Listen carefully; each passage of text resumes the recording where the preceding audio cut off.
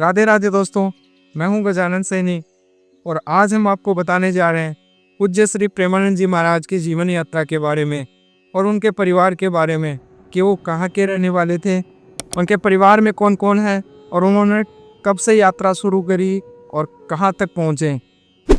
पूज्य महाराज जी का जन्म एक विनम्र और अत्यंत सात्विक ब्राह्मण परिवार में हुआ था और उनका नाम अनिरुद्ध कुमार पांडे था। उनका जन्म आखिरी गांव ससोर ब्लॉक कानपुर उत्तर प्रदेश में हुआ था। उनके दादा एक सन्यासी थे और घर का पूरा माहौल भक्तिमय और अत्यंत पवित्र और शांत था। उनके पिता श्री शंभू पांडे एक भक्तिपूर्ण व्यक्ति थे और बाद के वर्षों में उन्होंने संन्यास भी दे लिया। उनकी माँ श्रीमती रमा देवी बहुत ही पवित्र थी और सभी संतों के प्रति उनका बहुत सम्मान था। दोनों नियमित रूप से संत सेवा और विभिन्न भक्ति सेवाओं में लगे रहते थे। उनके बड़े भाई ने श्रीमद् भागवतम के श्लोकों का पाठ करके परिवार को आध्यात्मिक आभा को बढ़ाया, जिसे पूरा परिवार सुनता और समझौता था। पवित्र घरेलू माहौल ने उनके भीतर छिपी हुई आध्यात्मिक चिंगारी को और भी तीव्र कर दिया। इस भक्तिमय पारिवारिक पृष्ठभूमि के कारण महाराज जी ने बहुत छोटी उम्र में ही विभिन्न प्रार्थनाएं पढ़ना शुरू कर दिया था। जब वे 5वीं कक्षा में थे तब उन्होंने गीता प्रेस प्रकाशन स्त्री सुख सागर पढ़ना शुरू कर दिया था। इस छोटी सी उम्र में ही उन्होंने जीवन के उद्देश्य पर सवाल उठाना शुरू कर दिया था।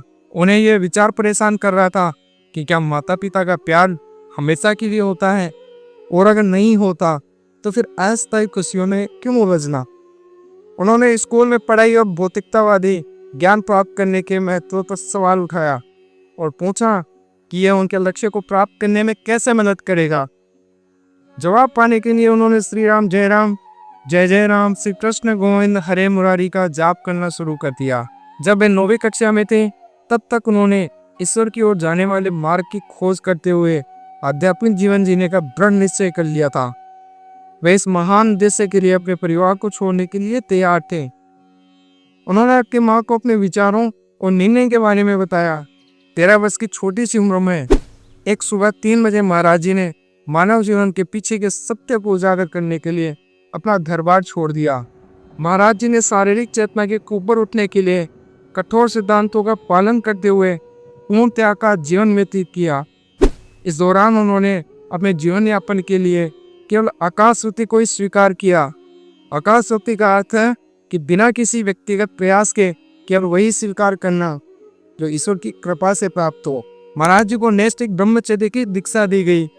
उनका नाम आनंद स्वरूप ब्रह्मचारी रखा गया और बाद में उन्होंने संन्यास स्वीकार कर लिया। महावाक्य को स्वीकार करने पर उनका नाम आनंद आश्रम रखा गया। एक आध्यात्मिक साधक के रूप में उनका अधिकांश जीवन गंगा नदी के तट पर बीता, क्योंकि महाराज जी ने कभी आश्रम के पदानुक्रमिक जीवन को स्वीकार नहीं किया। बहुत जल्दी ही गंगा उनके लिए दूसरी मां बन गई। वे भूख, कपड़े या मौसम की परवाह किए बिना गंगा के घाटों पर घूमते थे। कठोरतम सर्दियों में भी उन्होंने गंगा में 3 बार स्नान करने की अपनी दैनिक जीवनचर्या को कभी नहीं रोका। महाराज जी को निसंदेह भगवान शिव का आशीर्वाद प्राप्त था, जो ज्ञान और दया के प्रतीक हैं। फिर भी वे उच्च उद्देश्य के लिए प्रयास करते रहे। एक दिन बनारस में एक पेड़ के नीचे ध्यान करते हुए श्री श्यामा श्याम की कृपा से वे वृंदावन की महिमा को आकर्षित हुए। बाद में एक संत की प्रेरणा से उन्हें स्वामी श्री राम शर्मा द्वारा आयोजित रासलीला में भाग लेने के लिए प्रेरित किया गया। वे 1 महीने तक रासलीला में शामिल हुए। सुबह वे श्री चैतन्य महाप्रभु की लीलाएं देखते और रात में श्री श्यामा श्याम की रासलीलाएं। 1 महीने में ही वे इन लीलाओं को देखने में इतने मोहित और आकर्षित हो गए कि वे इनके बिना जीवन जीने की कल्पना भी नहीं कर सकते थे। यह एक महिमा उनके जीवन का निर्णायक मोड़ साबित हुआ। बाद में स्वामी जी की सलाह पर और श्री नारायण दास भक्तमाली के एक शिष्य की मदद से महाराज जी मथुरा के लिए ट्रेन में सवार हुए। उन्होंने तब तक यह नहीं पहचाना था कि वृंदावन हमेशा के लिए उनका दिल चुरा लेगा। महाराज जी बिना किसी परिचित के वृंदावन पहुंचे। महाराज जी की पारंपरिक दिनचर्या में वृंदावन परिक्रमा और श्री बांके बिहारी जी के दर्शन शामिल थे। बांके बिहारी जी के मंदिर में उन्हें एक संत ने बताया कि उन्हें श्री राधा वल्लभ मंदिर भी अवश्य देखना चाहिए। महाराज जी घंटों खड़े होकर राधा वल्लभ जी को निहारते रहते थे। आदरणीय गोस्वामी जी ने इस पर ध्यान दिया और उनके प्रति स्वाभाविक स्नेह विकसित हुआ।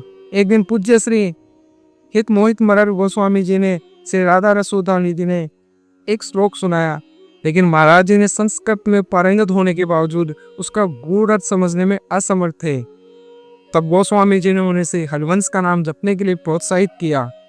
महाराज जी पहले तो ऐसा करने में अनुचित थे, लेकिन अगले दिन जैसे ही उन्होंने वृंदावन परिक्रमा शुरू की, उन्होंने पाया कि श्री हित हरिवंश महाप्रभु की कृपा से वे उसी पवित्र नाम का जप कर रहे हैं। इसी प्रकार उन्हें इस पवित्र नाम की शक्ति का विश्वास हो गया। एक सुबह परिक्रमा करते समय महाराज जी के सखी द्वारा गाए जा रहे श्लोक पर पूरी तरह से मोहित हो गए। श्री प्रिया वदन छवि चंद्र मनो पुत नैन चकोर प्रेम सुधार स माधुरी पान करत निशिभोर।